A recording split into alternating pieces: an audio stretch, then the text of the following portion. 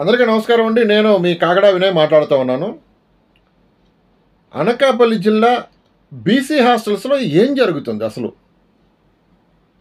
BC హాస్టల్లో ఉన్న పిల్లలకి రక్షణ లేకుండా పోతుంది. దీనికి కారకులు ఎవరు? జిల్లా స్థాయి అధికారులా, లేకపోతే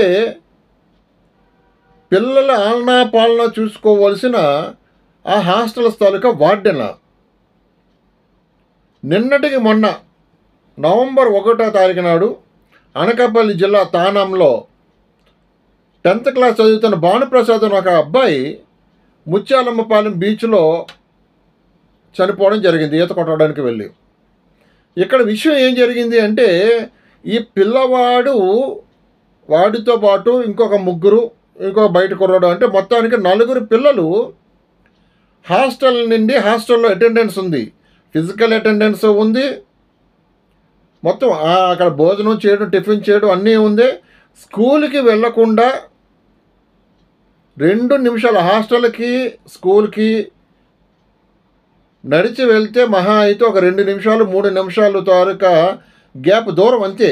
ఆ దానికి 1 గంట ముందో 2 గంటల ముందో ఈ అబ్బాయి మిగతా పిల్లల్ని తీసుకొని వెళ్ళిపోవటం, అక్కడి నుండి పరవాడ ముత్యాలమ్మపాలెం బీచ్కి వెళ్ళి అక్కడ ఈత కొట్టడానికి వెళ్ళి, అక్కడ మత్స్యకారులు, పోలీసు, అక్కడ మినిస్టర్ గారి ప్రోగ్రామ్ ఏదో జరుగుతూ ఉందంట ఆ సమయానికి, నవంబర్ 1వ తారీఖు నాడు. అక్కడ అందరూ కూడా వారించినా కూడా పిల్లలు వినకుండా వెళ్ళి ఈత కొట్టడానికి సముద్రంలో దూకటంతో అక్కడ మత్స్యకారులు సోదరులు రక్షించారు. 3 పిల్లల్ని రక్షించడం జరిగింది. భానుప్రసాద్ అన్న అబ్బాయి మాత్రం సముద్రంలో మునిగిపోయి చనిపోవడం జరిగింది. దీనికి అబ్బాయి 10th క్లాస్ చదువుతున్నాడు. ఆ విషయం అలాగుంటే,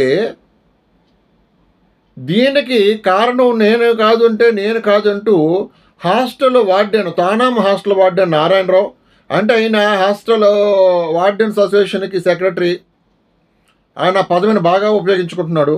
నాకు సంబంధం లేదు, నా హాస్టల్లో దగ్గర లేరు, వీళ్ళేమో స్కూల్కి వెళ్ళిపోయారంటూ స్కూల్ హెడ్ మాస్టర్ మీద ఈయన నెపం దోసేస్తున్నాడు. సరే, ఆవిడని అడిగితే స్కూల్ హెడ్ మాస్టర్ శ్రీదేవి, కుమారి శ్రీదేవి, ఈ నాకు సంబంధం లేదండి, స్కూల్లో అటెండెన్స్ లేదు పిల్లవాడు, ఒకవేళ స్కూల్లో అటెండెన్స్ ఉండి స్కూల్ నుండి వెళ్ళిపోయి ఉంటే కలెక్టర్ కానీ డిఈఓ కానీ నా మీద యాక్షన్ తీసుకోకుండా ఉంటారా? ఇది నా తప్పు కాదు, పూర్తిగా దీనికి సంబంధించిన వార్డెన్ నారాయణరావుదే తప్పు అని హెడ్ మాస్టర్ అంటూ ఉన్నారు.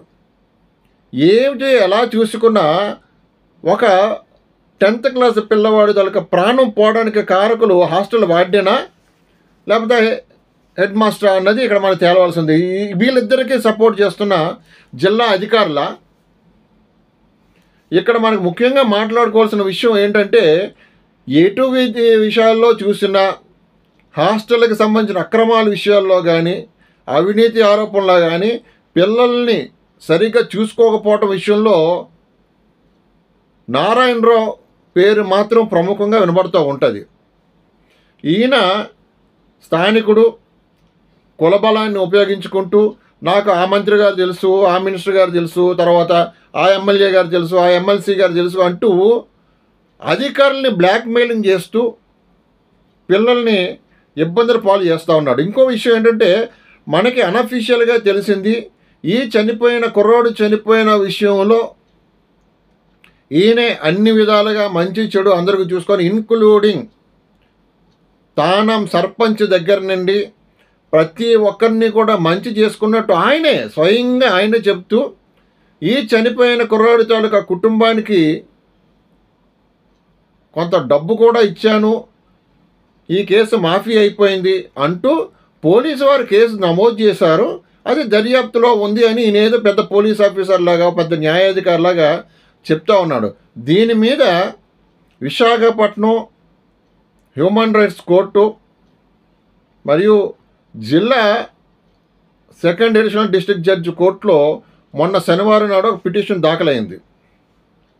ఎందుకంటే వీళ్ళ మీద ఫిర్యాదులు చేస్తూ ఉంటే అధికారులను వీళ్ళు మేనేజ్ చేస్తున్నాడు, నారాయణరావు మేనేజ్ చేస్తున్నాడు, ఆ విషయం అందరికీ తెలిసిందే. కాబట్టి కోర్టులో అన్నదాన్ని ఎవడు మేనేజ్ చేసే పరిస్థితి లేదు. కాబట్టి హ్యూమన్ రైట్స్ కేసులన్నీ కూడా శనివారం పూట జరుగుతూ ఉంటాయి. కాబట్టి విశాఖపట్నం జిల్లా హ్యూమన్ రైట్స్ కోర్టులో శనివారం నాడు ఒక ఫిర్యాదు దాఖలు చేయడం జరిగింది.